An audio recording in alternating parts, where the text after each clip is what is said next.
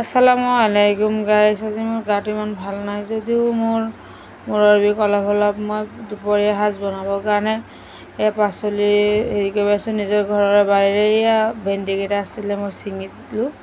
ছিঙাৰ পিছতে মই আপোনালোকৰ আমাৰ আৰু গছ আছে সেইবোৰ দেখাইছোঁ। লাও গছ আছিলে, লাও গছৰ কলি পেলাই আছে, আৰু তিতাকেৰেলা গছৰ তিতাকেৰেলাৰ কলি পেলাইছে। আপোনালোকক দেখাইছোঁ। পিছতকৈ ডাঙৰ হ'লে বা লাগিলে আপোনালোককো দিম, আমিও খাম বাৰু। দেখিছেনে, সৰু গছজোপাতো লাগিছে, তিতাকেৰেলা কলি পেলাইছে। তাৰপিছতে হ'ল টেঙামৰা গছ। আমি টেঙামৰা দালি খাই ডালটো ৰুই দিলোঁ যে হৈ গ'ল ধুনীয়াকৈ বৰষুণৰ কাৰণে। পিছে কি বনাব আজি? এইখিনি পাচলি আছে। আজি এইখিনি পাচলিৰ তৰকাৰী বনাওঁ। আজি দুপৰীয়া শুকান মাছৰ বনাম বুলি ভাবিছিলোঁ।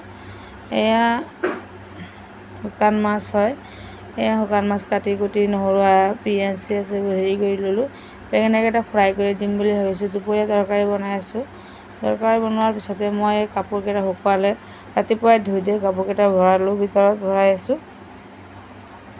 ভণ্টিহঁতে গুচি গ'ল, সিহঁতৰ এইকেইদিন আছিলে সিহঁতেও। তাৰপিছতে সিহঁতৰো গৈ বোলে বেয়া লাগিছে গাটো, ৰাতি জাৰ্ণি হৈছে। এতিয়া মই ভাত কেইটামান খাই ল'ম বুলি ভাবিছোঁ। ভোকো লাগিছে, কামো কৰিলোঁ, ভাতকেইটা খাই আছোঁ। মানুহজনে ঘৰত নাই, মানুহজন আহিলে তেওঁ খাব। খাই বৈ মই কাপোৰকেইটা জাপিছোঁ। জাপি লৈ মই শুম, অকণমান আৰাম কৰিম।